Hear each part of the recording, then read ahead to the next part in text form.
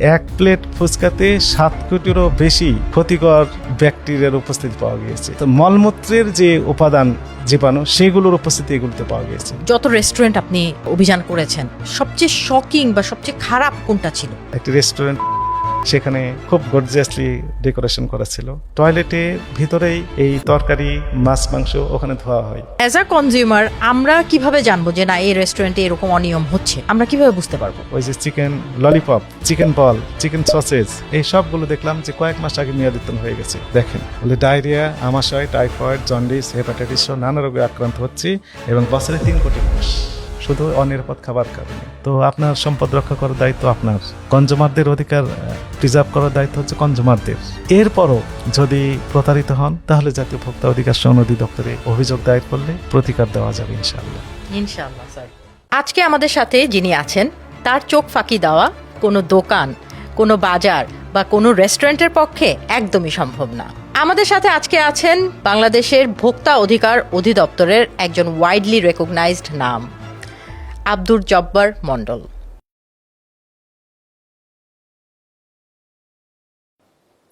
আপু আপু আজকে তো অনেক বড় সর্বনাশ হয়ে গিয়েছে।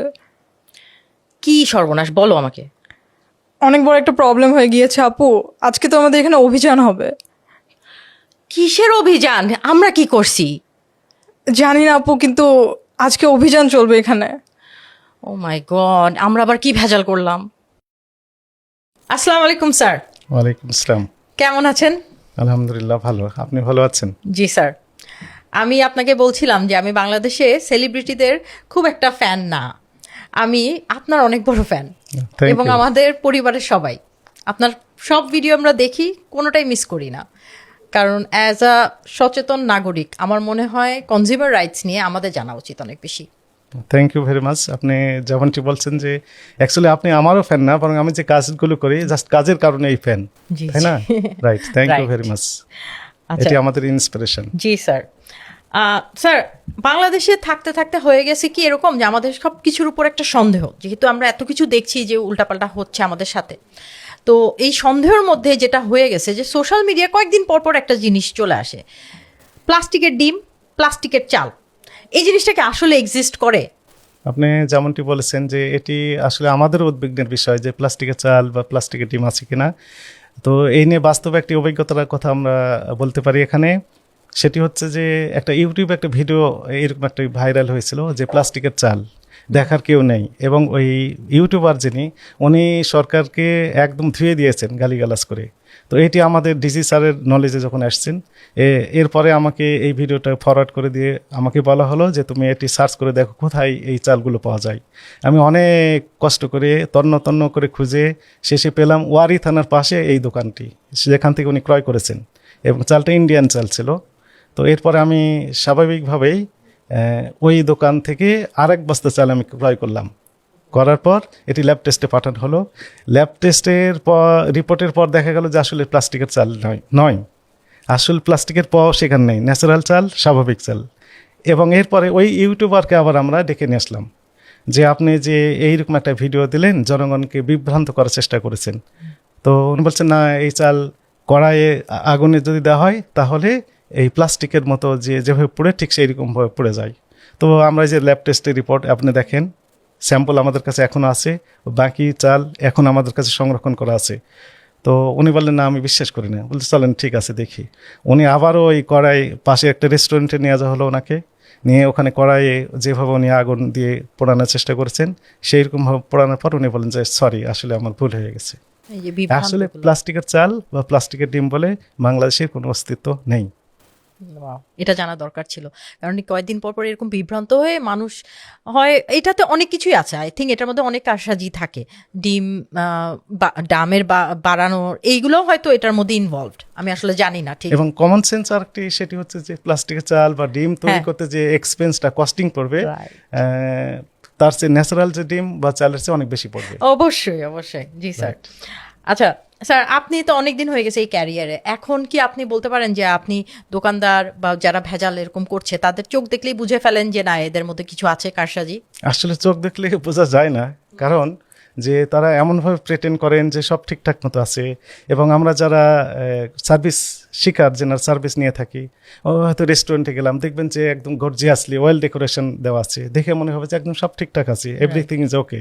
কিন্তু অ্যাকচুয়ালি আজ আমরা একজন ভোক্তা অধিকার কর্মী হিসাবে আমরা এটাই বিলিভ করি না। আমরা বিলিভ করি হচ্ছে সিইং ইজ বিলিভিং। আমরা সরাসরি কিচেন রুমে যাই, এই গর্জিয়াসলি ডেকোরেশন রুমে আমরা থাকতে চাই না। কিচেন রুমে গেলে দেখবেন যে আসলে মাকড়াসের জাল আছে, সেখানে ময়লা আবর্জনা স্তূপ আছে, এখানে অপরিষ্কার অপরিচ্ছন্ন পরিবেশে তৈরি করছে।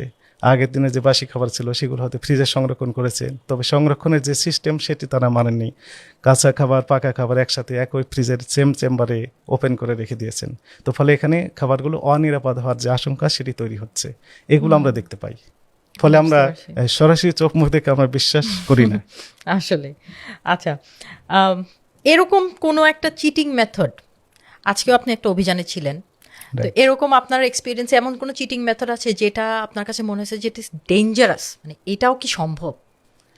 আসলে আমাদের যে কনজিউমার বিহেভিয়ার, এটি আমি পরের কথা আগে বলে নিই, এটি আমাদের পরিবর্তন করা একান্ত প্রয়োজন। কারণ আমরা অনেক সময় মনে করি যে রঙিন খাবারগুলো আমাদের পছন্দ, বাচ্চারা পছন্দ করে, কনজিউমাররাও পছন্দ করে, কিন্তু এই রঙিন খাবারগুলো অ্যাকচুয়ালি তো ফুড গ্রেড কালার ব্যবহার করার কথা ছিল, কিন্তু এটি ফুড গ্রেড কালার ব্যবহার করছে কিনা এটি জাস্টিফাই করা ইম্পর্টেন্ট। কারণ ফুড গ্রেড কালারের অনেক দাম, হিউজ দাম।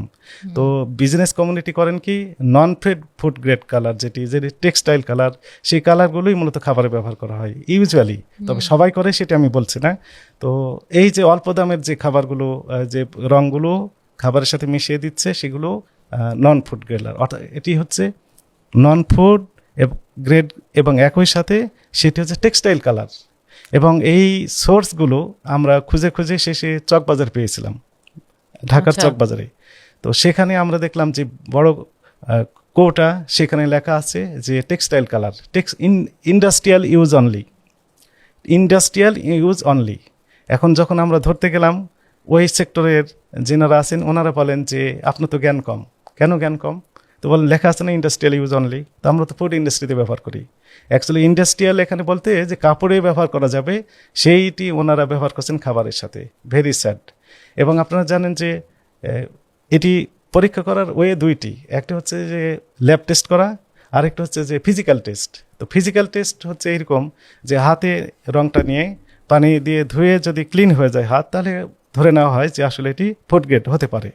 কিন্তু আমরা ওই রংগুলো দেখি যে হাত থেকে ওঠে না, অনেকবার সাবান দেওয়ার পরও দেখা যাচ্ছে হাতে লেগেই থাকে, সেগুলো খাওয়া হচ্ছে অনিরাপদ। এগুলো হচ্ছে টেক্সটাইল কালার। একই সাথে আজকের যে অভিজ্ঞতা আমরা দেখলাম যে একটি মিষ্টি কারখানা আমাদের গোয়েন্দা বাহিনী আমাদের তথ্য দিয়ে হেল্প করেছেন। তো সেখানে আমরা দেখলাম যে মিষ্টিকে হোয়াইটেন করার জন্য তারা হাইড্রোজ ব্যবহার করেছে, এবং হাইড্রোজ স্পষ্ট আপনি গুগলে দেখবেন, সার্চ দিলে, যে হাইড্রোজ সুতার কারখানায় ব্যবহৃত হয় সুতার রংটা ঠিকঠাক করার মতো করার জন্য। এই কালার, ইয়েস ইট ইজ, এই হাইড্রোজ ব্যবহার করা হয়। এটি খাওয়া তো দূরের কথা, নাকের কাছে বা স্পর্শ করা অনিরাপদ, অথচ সেগুলো ব্যবহার করা হচ্ছে খাবারের ভিতর। কেন ব্যবহার করা হচ্ছে? মিষ্টি শিরা যেন সাদা হয়, হোয়াইটেন হয়।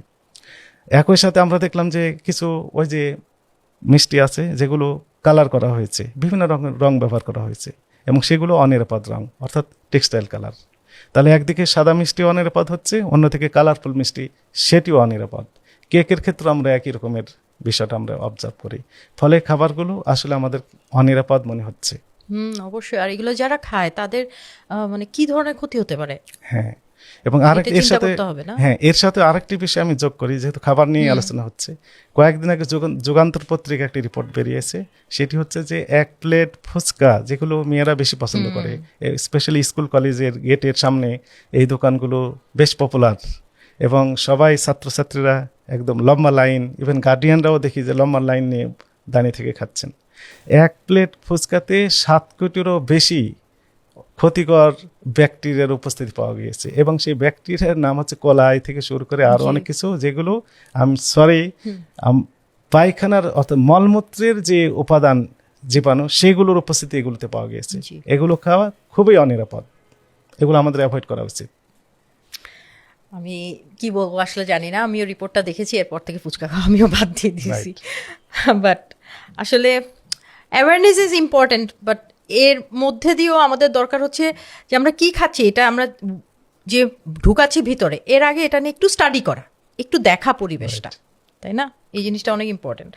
আচ্ছা, তো স্যার আমি আপনাকে এখন যদি একটু আলাদা প্রশ্নগুলো করি, যে আপনি যখন আপনার ফ্যামিলির জন্য বাজার করতে যান, বাজারে ঢুকেন, তখন কি ওখানে আবার অভিযান করতে শুরু করে দেন, না সুন্দর মতো বাজার করে চলে আসেন? অ্যাকচুয়ালি আমি বাজার খুব কম করি, এবং আমার একদম বাসার পাশে যে দোকানগুলো, হ্যাঁ। সেই দোকানগুলো থেকেই মূলত আমি বাজার ইউজুয়ালি করে থাকি। তো সেখানে তো অভিযান করার সুযোগ হয় না, তবে আমাকে দেখে সবাই বেশ সচেতন হয়ে থাকে, যেটি আমি খেয়াল করি। অবশ্যই অবশ্যই। না, আপনি ইউ আর আ ফেস, যাকে আসলে তার, আমি ওটাই জিজ্ঞেস করলাম আপনাকে যে আপনি চোখ দেখে বুঝেন কিনা, কারণ আপনাকে ফাঁকি দেওয়া খুব কঠিন ব্যাপার। আচ্ছা, আপনি তো খুব মাথা ঠান্ডা করে, আমি দেখি যে খুব উত্তেজিত পরিবেশেও আপনার মাথা ঠান্ডা, আশেপাশে সবাই চিল্লাচিল্লি করতেছে, আপনি ঠান্ডা হয়ে সুন্দর করে কথা বলতেছেন। তো এই যে মাথা ঠান্ডা করে কাজ করেন, আপনি কি বাসায়ও এরকম ঠান্ডা প্রকৃতির, ভয় মানে আপনাকে সবাই ভয় পায় এরকম টাইপের কিনা আপনি? দুইটি বিষয়, একটি হচ্ছে যে অফিসের বাইরে আমি তো এটি মানে সরকারি চাকরি করছি, এবং এখানে তো মাথা হট করার কোনো সুযোগ নেই। এটা আমার উপর অর্পিত যে দায়িত্ব, সেই দায়িত্বই পালন করছি।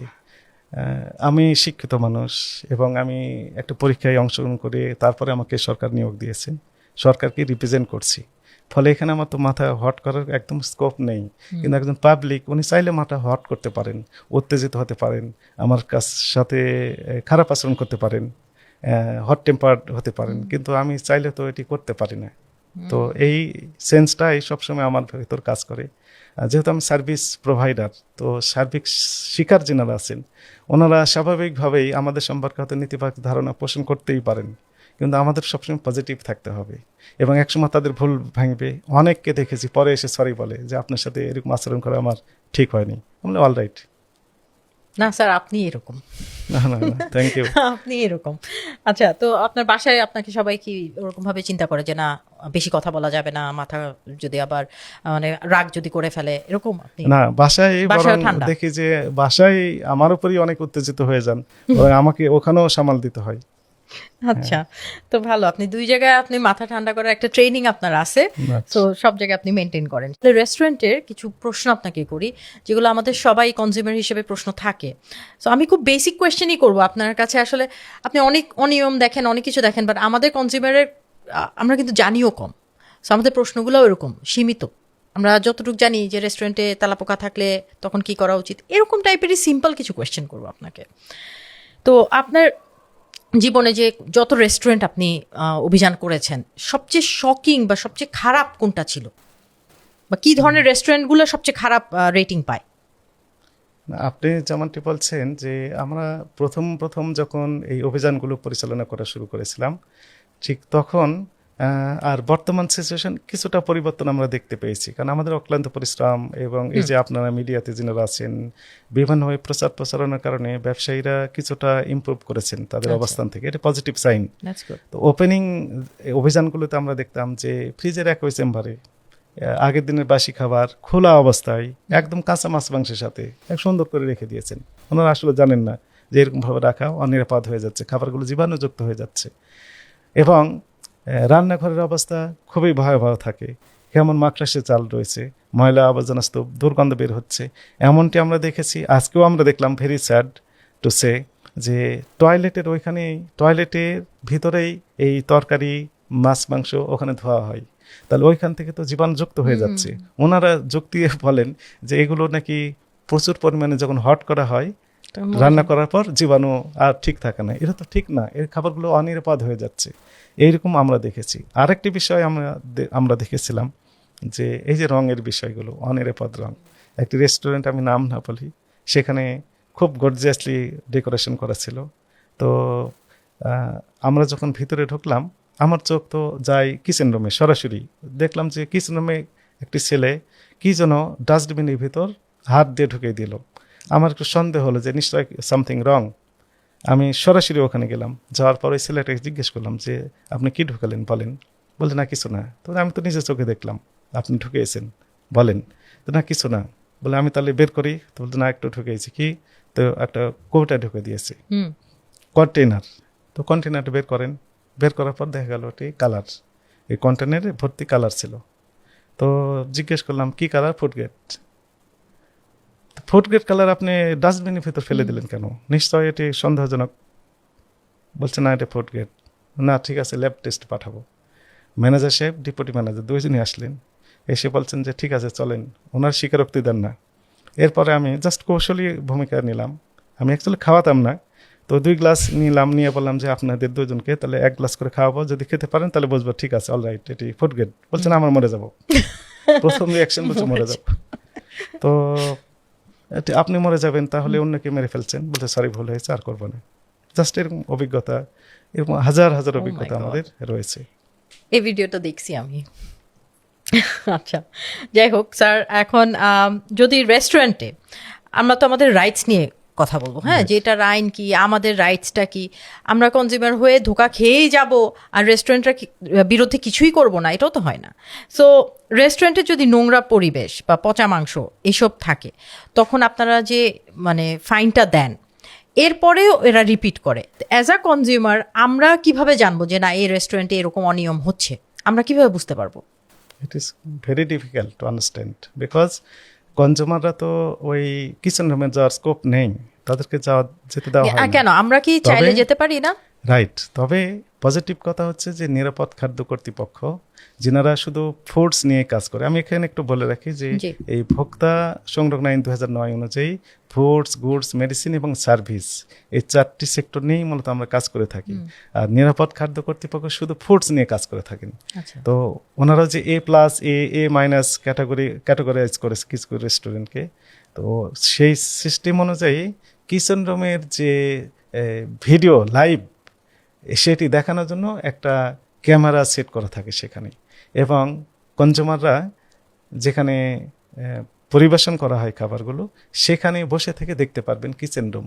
তো এইটি যদি চালু করা যায় গোটা দেশেই সকল এই কারখানাগুলোতে বা খাদ্য উৎপাদনকারী প্রতিষ্ঠানগুলোতে অথবা রেস্টুরেন্টগুলোতে, তাহলে কনজিউমারদের এই স্কোপটা তৈরি হবে। আচ্ছা, এমনিতে একটা কনজিউমার যদি বলে যে না আমি আপনার রেস্টুরেন্টে খাবো, আমি একটু আপনার কিচেনটা ঘুরে দেখতে চাই, এটার কি আমাদের রাইটস আছে? রেস্টুরেন্ট ডিনাই করতে পারে? ওই যে বলা হয়েছে যে কনজিউমারদের যে বেসিক রাইটস, তার জানার অধিকার রয়েছে, তার তথ্যের অধিকার রয়েছে, তো চাইলে জানতে পারবেন, কিন্তু বিজনেস কমিউনিটি সেটি কি অ্যালাউ করবেন? সেই পরিবেশ আমাদের দেশে এখন হয়েছে কিনা, না। এটি $1 মিলিয়ন কোশ্চেন। না, হয়নি, আমাদেরও সেই সাহস নেই। রাইট। তবে ভয়েস রেজ করতে হবে। জি, অবশ্যই। আচ্ছা, আর একটা প্রশ্ন করি তাহলে, যে বাসি খাবার বা খারাপ খাবার খেয়ে যদি আমার শরীর খারাপ হয়, ফুড পয়জনিং হয়, অনেকেরই হয়। কয়েকদিন আগে আমি একটা দেখছিলাম যে একটা রেস্টুরেন্ট, দামি দামি রেস্টুরেন্ট, ওখানকার স্যান্ডউইচ এই সেই খেয়ে অনেকগুলো মানুষ অসুস্থ হয়ে হসপিটালে ভর্তি ছিল। সো সেই সময় আমরা যদি শরীর খারাপ হয়ে যায়, সেই সময় আমরা কি এই রেস্টুরেন্টের উপরে মামলা করতে পারি কিনা? হ্যাঁ রাইট। এই যে শরীর খারাপ হলো, হসপিটালাইজড হলেন, ওখানে একটা রিপোর্ট তৈরি হবে যে কি কারণে ফুড পয়জনিং এর কারণে মূলত এটি হয়েছে। তো এই যে রিপোর্ট সহ যদি মামলা দায়ের করা যায়, অবশ্যই এটি আমলযোগ্য অপরাধ এবং শাস্তি হতে পারে, অর্থদণ্ড হতে পারে, কারাদণ্ড হতে পারে। আচ্ছা, রাইট।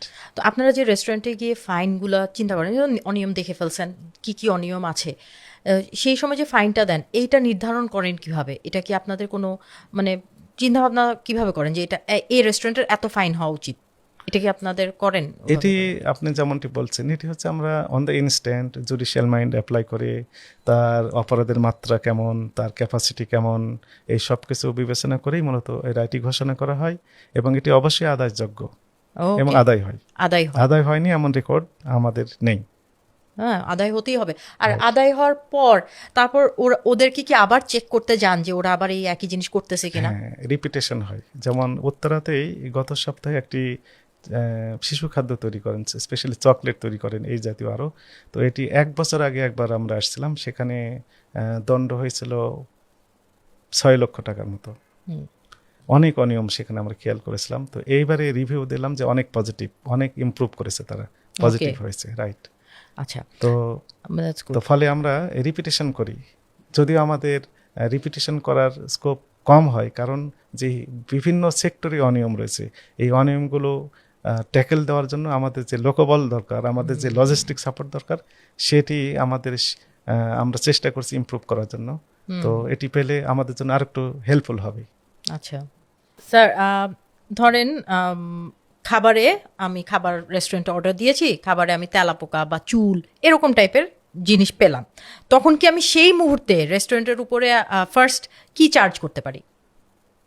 সেখানে সঙ্গে সঙ্গে তাদেরকে ইনস্ট্যান্ট জানাতে হবে যে যে চুলটা পড়লো, চুল দুইটাই হতে পারে, দুটি ভাবে পড়তে পারে।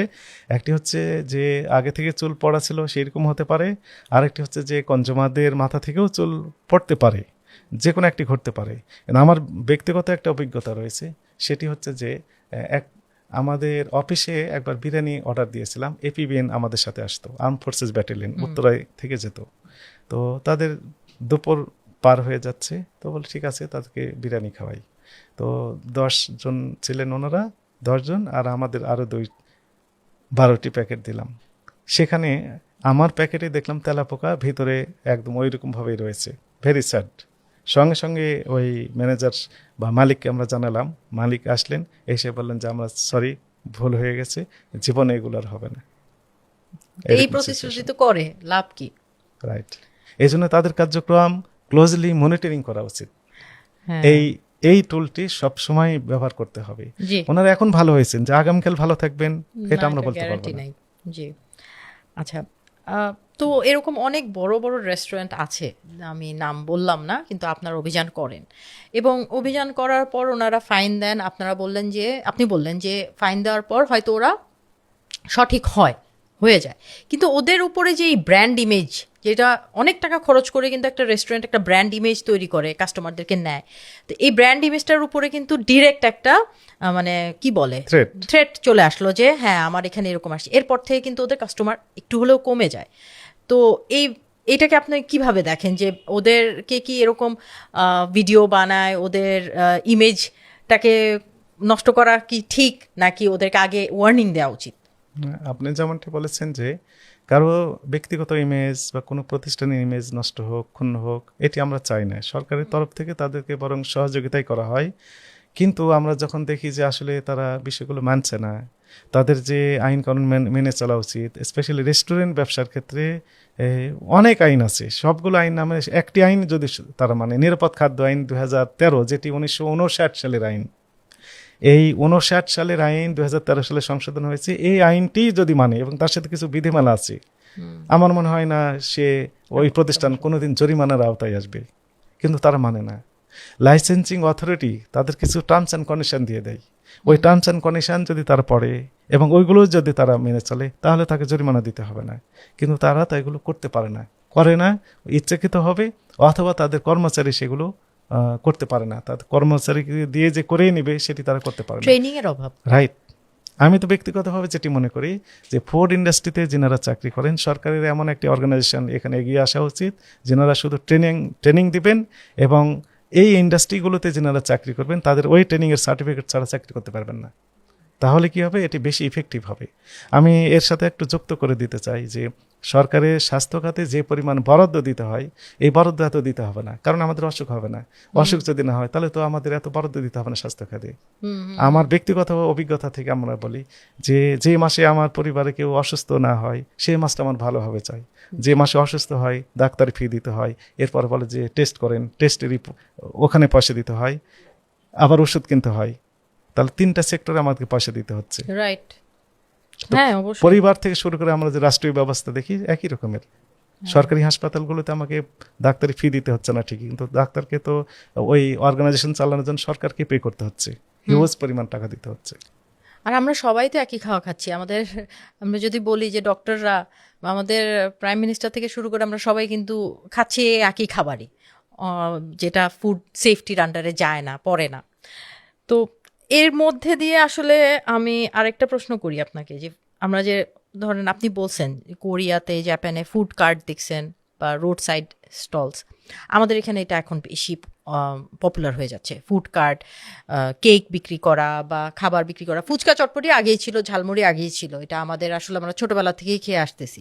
কিন্তু এখন যে নতুন ধরনের খাবার, যেগুলোর আসলে স্টোরেজ অনেক ইম্পর্টেন্ট, ফুড কার্টগুলোতে তো ইউজুয়ালি কোনো ফ্রিজ থাকে না, সো ফুড কার্টগুলো কি আপনারা করেন, এরকম অভিযানগুলো করেন? হ্যাঁ, এখানে একটা বিষয় হচ্ছে যে এই রকমের প্রতিষ্ঠান ইউজুয়ালি তারা সন্ধ্যার সময় বেশি জমজমাট অবস্থা হয়, কারণ ইয়াং জেনারেশন বা সবাই ইউজুয়ালি বাসা থেকে বের হয় বিকালে বিকালে বের হয়, ওই ফুড কোর্টগুলো মূলত বিকালে ওনারা এই জমজমাটভাবে দেওয়া শুরু করেন। তো সেখানে আমরা যে অনিয়মগুলো দেখতে পাই, যে আপনি যেমন বলেন ফ্রিজ নেই, কিন্তু বাসা থেকে তো ঠিকই আগের দিনের খাবার ঠিকই নিয়ে এসে সমানে বিক্রি করে দিচ্ছে, এমনটি হতে পারে। আর গতকালের একটা অভিজ্ঞতা আমি একটু যদি শেয়ার করি, যে এইরকম একটা ফুড কোর্টে গেলাম, আমরা দুজন কর্মকর্তা গিয়েছিলাম। তো আমি যেটাতে ঢুকলাম, দেখলাম যে ওই যে চিকেন ললিপপ, চিকেন বল, চিকেন সসেজ, এই সবগুলো দেখলাম যে কয়েক মাস আগে মেয়াদোত্তীর্ণ হয়ে গেছে। এরপর যে সসগুলো দিয়ে তারা এগুলো ফ্রাই করছে, সেগুলো মেয়াদোত্তীর্ণ হয়েছে কয়েক মাস আগে। তাহলে সবগুলো মেয়াদোত্তীর্ণ, ওই প্রতিষ্ঠানের সবগুলো মেয়াদোত্তীর্ণ আমরা পেলাম, যে এগুলো কেন হয়? Very sad. আমরা ভেজাল খেয়ে খেয়ে আমরা মনে ইমিউন হয়ে গেছি, আমরা তো এগুলোই খাচ্ছি, কিছু তো হচ্ছে না। হ্যাঁ, হচ্ছে না তা না। আপনি একটা হচ্ছে। রিপোর্ট আমি যদি দেখাই, জি জি। যে এই যে আমি একটু ডাউনলোড করে নিয়ে আসলাম, সেটি হচ্ছে যে ভয়ানক চিত্র আমরা দেখতে পাবো। এই যে দেখেন, বলে ডায়রিয়া, আমাশয়, টাইফয়েড, জন্ডিস, হেপাটাইটিস সহ নানা রোগে আক্রান্ত হচ্ছে, এবং বছরে 3 কোটি মানুষ শুধু অনিরাপদ খাবার কারণে। বছরে 3 কোটি মানুষ, অর্থাৎ প্রতিদিন 80 থেকে 85 হাজারের বেশি মানুষ, এগুলো হচ্ছে হসপিটালাইজড, রিজনাল হচ্ছে তাদের পরিসংখ্যান। আর ম্যাক্সিমামই হসপিটালাইজড হন না, হুম। বেকায়দা হলে তারপরে ডাক্তারের কাছে যাই আমরা, তার আগে তো নিজেরাই ট্রিটমেন্ট করার চেষ্টা করি। তো ফলে 80 থেকে 85 হাজার মানুষ প্রতিদিন আমরা অসুস্থ হচ্ছে, এটি পরিসংখ্যান বলছে। এগুলো যেগুলো যারা হসপিটালে যাচ্ছেন তাদের তথ্য এটি, ফুড বর্ন ডিজিজ। যাই রাইট, ওকে। অনিরাপদ খাবার কারণে। আচ্ছা স্যার, আমরা নিরাপদ খাবার আমরা বড়রা খাচ্ছি, আমরা চিন্তা করতেছি আচ্ছা এক্সপায়ার্ড খাবার খাইলাম, কি আর হবে, কিন্তু আমাদের বাচ্চাদেরকে আমি খাওয়াচ্ছি। So that is more alarming আমার কাছে মনে হয়। সো বাচ্চাদের ক্ষেত্রে আমরা যে বাচ্চাদেরকে আজকাল চিপস, চকলেট বা কালারফুল ডোনাট, মিষ্টি জাতীয় খাবার, Cake. এগুলা হ্যাঁ কেক, এগুলা খাওয়াচ্ছি। তো এই জিনিসগুলা আসলে আমরা কিভাবে সচেতন হতে পারি যে এগুলা কি খাওয়ানো উচিত কি উচিত না? রাইট, আপনি যেমনটি বলেছেন যে কেকের ক্ষেত্রে আমরা দেখি যে উৎপাদন মেয়াদ যেমনটি দেওয়ার কথা, সেগুলো ম্যাক্সিমাম ক্ষেত্রে দেওয়া হচ্ছে না। অনেকে এগিয়ে আসছেন ঠিকই, তাদের সাধুবাদ জানাই, কিন্তু ম্যাক্সিমামই আমরা দেখি যে কেকের উৎপাদন মেয়াদ এই শিশু খাদ্যটির দেওয়া হয় না। আমার নিজের বাচ্চার এক জন্মদিনে সে বলে যে বাবা একটা কেক কিনে দাও, তা আমি ইউজুয়ালি এগুলো কিনি না। তারপরেও তারাকে নিয়ে বলো ঠিক আছে চলো, আমার বাসার আশেপাশে অনেক দোকান আছে কেকের, যতগুলোতে আমি গিয়েছি বলছে আপনাকে দেওয়ার মতো কেক নেই। কেক তাদের আছে, আমাকে দিতে চাচ্ছে না, তার মানে সেগুলো হচ্ছে অনেক আগের বাসি, কিন্তু সেখানে কোনো মেয়াদ দেওয়া নেই। এই খাবারগুলো খাওয়াই হচ্ছে অনিরাপদ খাবার। As a consumer behaviour, opening আমি বলেছি, এটাও আমাদের পরিবর্তন করতে হবে। শুধু ব্যবসায়ীদের দোষারোপ করলেই আমাদের হবে না। অ্যাজ এ কনজিউমার হিসেবে আমার কিছু দায়িত্ব এবং কর্তব্য রয়েছে, সেগুলো আমাকে প্রতিপালন করতে হবে। আমাকে ক্রয়ের পূর্বে আমাকে দেখতে হবে যে আসলে এই কেকগুলো বা শিশু খাদ্য আমি ক্রয় করছি, সেগুলোর উৎপাদন মেয়াদ এগুলো দেওয়া আছে কিনা। যদি না দেওয়া থাকে তাহলে অবশ্যই আমাকে ক্রয় করা উচিত হবে না। ব্র্যান্ড ভ্যালু দেখে আমাকে এগুলো ক্রয় করতে হবে, যে এগুলো নকল হতে পারে, নকল কিনা আসল কিনা এগুলো দেখে আমাকে ক্রয় করতে হবে। শুধু সরকারের উপর দোষারোপ করলেই হবে না যে সরকারি এজেন্সিগুলো কাজ করছে না, এটি হতে পারে না। সকলের দায়িত্ব রয়েছে, জি। সবাইকে এগিয়ে আসতে হবে। ফুড ইন্ডাস্ট্রিতে যারা আছেন ওনাদের যেমন রেসপন্সিবিলিটি রয়েছে, একই সাথে কনজিউমার যারা আছেন এনাদের রেসপন্সিবিলিটি কম নয়। আপনি প্রতারিত হওয়ার আগে আপনাকে হাজারবার ভাবতে হবে যে আমি প্রতারিত যেন না হই, এই স্টেপগুলো নিতে হবে। এরপরে যদি প্রতারিত হন তাহলে তো প্রতারিত হয়েছেন, তার জন্য প্রতিকার দেওয়ার জন্য সরকারি এজেন্সি রয়েছে। অলরাইট, কিন্তু আমি কেকের দোকানে গেলাম, তো কেকটা তো দেখতে তো সুন্দর লাগে, কারণ এখানে অনেক প্রিজারভেটিভও থাকে যেটার জন্য ওকে অনেক মানে চকচকা লাগে, সুন্দর লাগে, শাইনি লাগে। তখন তো মনে হয় যে না এটা মনে হয় আজকেই বানানো, বা জিজ্ঞেস করি, যদি আমি ইউজুয়ালি জিজ্ঞেস করি যে কেকটা কবে, এই তো আজকের, তো এই তো মুখের কথা বিশ্বাস করা। হ্যাঁ, কিন্তু ওই যে লেখা থাকবে ওখানে যে উৎপাদন তারিখ, মেয়াদোত্তর এটা তারিখ, demand করতে হবে। উপাদান, ওই যে কালার ব্যবহার করেছে, কি কি কালার ব্যবহার করেছে, সেগুলো ফুড গ্রেড কিনা, ওগুলো ডিক্লারেশন দেওয়া থাকবে। যদি না থাকে তাহলে আমার উচিত হবে যেগুলো না কেনার। আচ্ছা, তো কেক তো আপনি কিনতে পারেন না, আপনাকে Right. কেউ দেয় না, যেহেতু আপনি মানে চিনে ফেলেন, বুঝে ফেলেন। তো রেস্টুরেন্টে যান মাঝে মাঝে খেতে বাইরে? না, একদমই কম, একদমই যাই না বললেই চলে। আচ্ছা। অফিসে যাওয়ার সময় বাসা থেকে একটা বাটিতে করে কিছু খাবার নিয়ে যাই, সেগুলোই আমরা অফিসে বসে খেয়ে নিই। আচ্ছা। আর যদি কোনো কারণে না নিয়ে যেতে পারি তাহলে ওদের না খেয়েই বাসায় আবার ফিরে চলে আসি। বাইরে যদি আমি আপনাকে জিজ্ঞেস করি যে রেস্টুরেন্টের, আপনি রিসার্চ করছেন আই এম শিওর, যে রেস্টুরেন্টের কোন খাবারটা অর্ডার দিয়ে খাইলে ওটা সেফ বা আপনি খাবেন? না, ওই যে বললাম যে গরম গরম খাবার তৈরি করে দিলেন, তাহলে এই খাবারগুলো অবশ্যই সেফ। না, একদম সব- রুটি বা এরকম টাইপের একটা যে কোনো একটা খাবার, হ্যাঁ, রুটি যেমন আমরা বলতে রুটি পারি তো কি safe? সরাসরি মানে গরম করে সঙ্গে হ্যাঁ। সঙ্গে তৈরি করে দেয়, ফলে হ্যাঁ। এটি সেফ হতে পারে। হ্যাঁ, তবে সবগুলো রেস্টুরেন্ট যে ভেজাল খাবার দেয় বা খারাপ খাবার দেয়, অনিরাপদ খাবার সাপ্লাই করে এমনটি না। অবশ্যই ভালো মানের রেস্টুরেন্ট আমাদের দেশে রয়েছে, ঢাকাতে রয়েছে।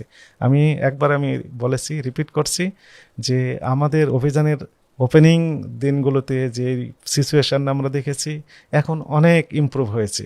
আমরা আশাবাদী যে সামনের দিকে আমরা 100%-এর দিকে নিয়ে যেতে চাই। জনগণ যেন সুস্বাস্থ্যের অধিকারী হয়, এই খাবারকে যে অনিরাপদ খাবারকে যে রোগ ব্যাধিতে আমরা আক্রান্ত হচ্ছি সেখান থেকে আমরা উঠে আসতে চাই। জি অবশ্যই, আমরা সবাই চাই। আর আরেকটা প্রশ্ন করি, আমার মাথায় আসলো মাত্র, যে 5 স্টার হোটেল ভার্সেস ধরেন একটা নর্মাল রেস্টুরেন্ট, আপনি কি বলতে পারেন যে 5 স্টার হোটেলে অনিয়ম একদমই হয় না? হতে পারে, তবে কম কম হয়? কম কারণ হচ্ছে যে তারা ওইখানে যে কুক যেনারা থাকেন ওনারা এক্সপার্ট, এবং ওখানে একটা শৃঙ্খলার ভিতর থাকে। প্রত্যেকটা খাবারে দেখবেন যে ওনারা নিজেরাই যেগুলো করে রেখেছেন, প্রিপারেশন ওখানে ডেট লিখে রাখেন যে কত ঘন্টা ওনারা ব্যবহার করবেন, এগুলো একটা মেনটেন করেন। এটা পজিটিভ হ্যাঁ। সাইন।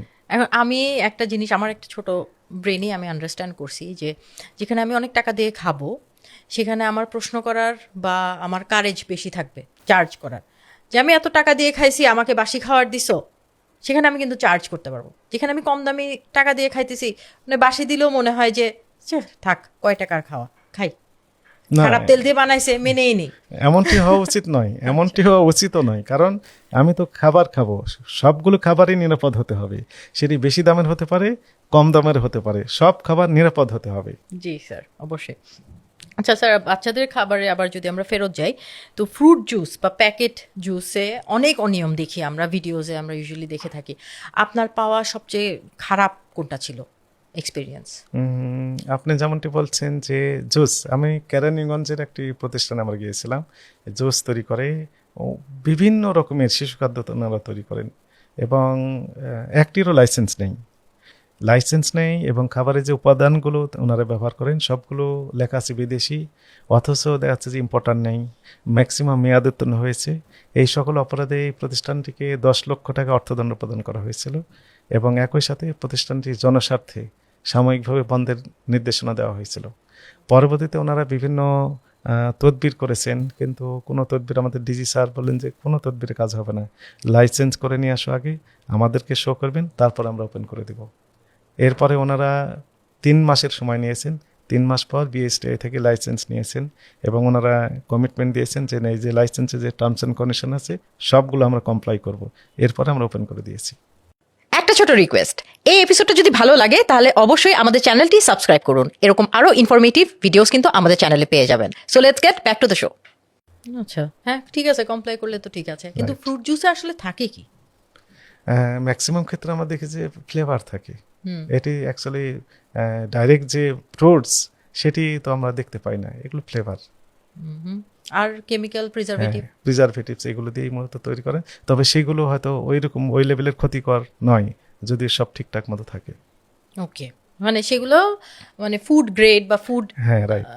যেই ফুড বানানো হয়, জুস বানানোরই ইনগ্রিডিয়েন্ট যদি হয়ে থাকে, যেগুলোর Raw অ্যাপ্রুভাল material, থাকে, তাহলে সেগুলো অনিরাপদ না, নিরাপদ হতে পারে। রাইট। আচ্ছা, আমরা প্রিজারভেটিভের মাত্রা আমরা কি প্যাকেটে দেখে বুঝতে পারবো যেখানে কতটুকু প্রিজারভেটিভ দেয়া আছে, বা এটা কি বুঝার কোনো হ্যাঁ, ক্ষমতা এটি আছে? আইনে স্পষ্ট লেখা আছে আচ্ছা, যে কি উপাদান দেওয়া হয়েছে, কি পরিমাণ দেওয়া আছে, এই বিস্তারিত ওখানে লিখে দিতে হবে। এটি আইন, যদি না মানে এটি অপরাধ। আচ্ছা। এখন তো চ্যাট জিপিটির চল সবকিছু, আমরা কিন্তু ইনগ্রিডিয়েন্ট লেভেলটা চ্যাট জিপিটি বা এআই কে দিলেও কিন্তু সে বলে দিতে পারবে যে সেফ কি সেফ না। রাইট, এটি সো কনজিউমারকে কিন্তু টেকনোলজিও ইউজ করতে হবে, Right. ব্রেন ইউজ করতে হবে, টেকনোলজিও ইউজ করতে হ্যাঁ, হবে। এই জন্য আমি বললাম যে একজন কনজিউমার হিসেবে তার অনেক রেসপন্সিবিলিটি রয়েছে। জি, প্রতারিত হওয়ার আগে তাকে প্রতারণা শিকার জন্য না হন, এই জন্য যতগুলো উপায়গুলো আছে সবগুলো তাকে অবলম্বন করতে হবে। এরপরে যদি প্রতারিত হন, তারপরে তো আমরা রয়েছি। অবশ্যই। আচ্ছা স্যার, আমি তো প্যারেন্টিং নিয়ে অনেক কন্টেন্ট করি আসলে, তো আপনাকে একটা প্রশ্ন না করলেই না। আপনার যে বাচ্চারা আছে, সন্তানরা আছে, তাদের জন্য যদি আপনি একটা মেসেজ দিতেন, ওরাও নিশ্চয়ই আপনার এই প্রোগ্রামটা দেখবে, তো ওদের জন্য একটা মেসেজ যদি দিতেন যে আপনি বাবা হিসেবে ওদেরকে কোন স্থানে দেখতে চান বা ওদের থেকে আপনি কি এক্সপেক্ট করেন? না, প্রথম কথা হচ্ছে ভালো মানুষ হতে হবে, এটি হচ্ছে মেসেজ। ভালো মানুষ হতে হবে, তো ভালো মানুষ হওয়ার জন্য তাকে সুস্বাস্থ্যের অধিকারী হতে হবে। সুস্বাস্থ্যের অধিকারী হতে হলে তাকে অবশ্যই নিরাপদ খাবার খেতে হবে, এবং নিরাপদ খাবারের সাথে তাকে অন্যান্য যে শৃঙ্খলা রয়েছে, স্বাস্থ্যবিধি রয়েছে, সকালে ঘুম থেকে ওঠা এবং আগেভাগে ঘুমাতে যাওয়া এবং এক্সারসাইজ, খেলাধুলার সাথে সম্পৃক্ততা থাকা, এগুলোর সাথে সম্পৃক্ত হতে হবে। একটি কথা আমি বিভিন্ন জায়গায় বলি, সেটি হচ্ছে যে সেটি বাচ্চাদের ক্ষেত্রে না, বড়দের ক্ষেত্রেও অ্যাপ্লিকেবল। সেটি হচ্ছে আপনি কি whether you will taking medicine or you will be running, আপনি কি দৌড়াতে থাকবেন, আপনি কি ফিজিক্যাল এক্সারসাইজ করবেন, না ওষুধ খাবেন, যে কোনো option is yours. There are two options, whether you will be running or you will be taking medicine, medicine, option is yours. Prevention is better than Yes. Cure, এটাও আরেকটা। হ্যাঁ, আর একই সাথে ওই যে নিরাপদ খাবার এবং অনিরাপদ খাবার, স্ট্রিট ফুড আমাদের দেশের ওইরকমভাবে পপুলার হলেও নিরাপদ নয়, এগুলো খেয়াল রাখতে হবে। স্কুল কলেজের সামনে যে খাবারগুলো বিক্রি হয় সেগুলো নিরাপদ কিনা এটা নিশ্চিত না হয়ে আমি অনুরোধ জানাবো সম্মানিত অভিভাবকদের প্রতি, তারা যেন নিজেরাও না খান এবং তাদের কোমলমতি শিশুদের যেন উঠে না দেয় এই খাবারগুলো। আপনার বাচ্চাদেরকে আপনি কিভাবে মোটিভেট করেন হেলদি খাবার খেতে? না, ওই যে বাসা থেকে খাবার প্যাকিং করে স্কুলে পাঠানো হয়, ওইগুলোই খাওয়া দাওয়া করে আবার বাসায় ফিরে আসে। ইউজুয়ালি আমরা ট্রাই করি যে বাইরের খাবার যেন কম খাই। জি, তারপরেও তো তারা বাচ্চা, ও জেদ করে বাসে যেটা খাবো, বাসায়ও কিন্তু বানায় দেওয়া যায় বাইরের হ্যাঁ, খাবারের right. মতো। সেটি আপনি আমরা সবাই জানি যে বাবা হচ্ছে সবচেয়ে ইম্পর্টেন্ট একটা ফাউন্ডেশন, একটা পিলার একটা ফ্যামিলির। আপনি বাবা হিসেবে কেমন? না, আমি সফট এবং হার্ড দুটো মিলেই, অর্থাৎ তারা যখন দেখি যে ভালোভাবে পড়ালেখা করছে, মনটা ভালো হয় এবং তারা যে এক্সপেক্ট করছে তার চেয়ে বেশি দেওয়ার চেষ্টা করি। আর যখন দেখি যে একটু এদিক ওদিক যাওয়ার চেষ্টা করছে, স্বাভাবিকভাবে তখন হার্ড হতে হয় আমাকে। এবং তার মা দেখি যে সবসময় নরম থাকে, কিন্তু আমাকে নরম এবং গরম এই দুটো মিলেই আমাকে চলতে হয়। ব্যালেন্স করেন আপনি, ভালো। রাইট। আচ্ছা, তো কলা আমরা এখন সারা বছর পাচ্ছি এবং অনেক ধরনের কলাই আমরা পাচ্ছি, তো কলা পাকানোর জন্য কি কোনো কেমিক্যাল ইউজ করা হয় কিনা? আপনি যেমনটি বলেছেন যে দুইভাবেই কলা পাকানো যায়, একটা হচ্ছে ন্যাচারালি হিট দিয়ে পাকানো যায়, এটি পরিবেশ বান্ধব এবং স্বাস্থ্য ঝুঁকি একদমই নেই। আর একটি হচ্ছে যে কেমিক্যাল দিয়ে পাকানো হয়। তবে বুয়েটের একটি গবেষণায় আমরা দেখেছি যে একটি রিপোর্ট, টেস্টিং রিপোর্টে, এই চাকরির ওপেনিংয়েই আমরা এটি আমাদের ডিজি স্যার আমাদের জানিয়েছেন যে যে ক্যালসিয়াম কার্বাইড দিয়ে যে পাকানো হয় কলাটা, কলার উপরের অংশ যেটা থাকে খুব অনেক একটা অংশ থাকে, ফলে ভিতরে এটা প্রবেশ করে না, অতদূর এফেক্ট করে না। আর ওনাদেরকে যদি আমরা বলি যে এই কলা এই কেমিক্যাল দিয়ে পাকান কেন, আমরা অনেক সবসময় তো তাদেরকেই রাখি, কিন্তু এরপরও যদি পেয়ে যায় তাদেরকে তো আইনের আওতা নিয়ে আসা হয়। পাকান কেন বলতে ব্যাপক চাহিদা, আসলে কলার ব্যাপক চাহিদা, কলা এবং পাউরুটি এর ব্যাপক চাহিদা ঢাকা মহানগরীতে। ফলে ন্যাচারালি পাকিয়ে ওনারা নাকি বলেন যে সরবরাহ যথাযথ দেওয়া সম্ভব হয় না, এই জন্য ওনারা এই অসৎ উপায়টা অবলম্বন করেন। কিন্তু আমাদের পরামর্শ থাকবে যে এই অন্ধকার ঘরে আলো জ্বালিয়ে একটু ধোঁয়া সৃষ্টি করে সেখানে যদি পাকানো যায় ন্যাচারালি, এই কলাটাই নিরাপদ। আমরা তো এগুলো পাই না, তা খুব কম। আমরা যেগুলো খাচ্ছি এগুলো আমাদের শরীরের জন্য কতটুকু ক্ষতিকারক? এই নিয়ে গবেষণার প্রয়োজন, ওকে, গবেষণার প্রয়োজন। অবশ্যই। আচ্ছা, অনেক সময় দেখা যায় যে বিদেশি ফল যেগুলো আমরা পাই, তো টেবিলের উপরে ধরেন একটা আপেল বা একটা মালটা আমি রেখে দিলাম, 3 মাস রাখার পরেও তার কোনো কিছু চেঞ্জ হয় না, তো ওগুলো কিন্তু বাইরে থেকে আনা। তো আপনি কি বলবেন যে ওগুলো বাইরে থেকে ওদের মধ্যে কোনো কিছু পুশ করা থাকে, না আমাদের এখানে এসে হয় এগুলো? না, যেটি আমরা যতটুকু আমরা জেনেছি যে এই ফলগুলো অনিরাপদ না, ওখানে মোম পালিশ করা হয়, এমনভাবে প্রিজারভেটিভ দেওয়া হয় যেগুলো ক্ষতিকারক না, এগুলো ধুলেই উঠে যেতে পারে। Okay. তো সেই ফলগুলো খাওয়া নিরাপদ। ও আচ্ছা, তো বাইরের ফলই তো বেশি পাওয়া যায়, আমাদের দেশীয় ফলগুলো কিন্তু সিজনাল, অল্প সময় পাওয়া যায়, যেমন আপেল মালটা এগুলো আমরা কিন্তু বাইরে থেকে খাচ্ছি। সারা বছর পাওয়া যায়। সারা বছর আঙ্গুর, তো এগুলোকে আমরা যে কোনো দোকান থেকে কিনে খেলে ঠিক আছে? হ্যাঁ, কি খেতে পারে, কিন্তু আমাদের পরামর্শ থাকবে যে দেশীয় ফল খাওয়ার জন্য। দেশীয় ফল 12 মাস বিভিন্ন রকমের ফল পাওয়া যায়, জি। তো এই ফলগুলো নিরাপদ বেশি। আচ্ছা, আরেকটা প্রশ্ন, যে আমাদের ঢাকা শহরে আমি যদি চিন্তা করি, ইভেন ছোট ছোট শহরগুলোতে ফলের দোকানের অভাব নাই। ফলের দোকান মানে অলি গলিতে ফলের দোকান, একদম মানে যেখানে সেখানে। তো এই ফলের দোকানের বিজনেস কি অনেক ভালো? মানে এত দোকান কেন?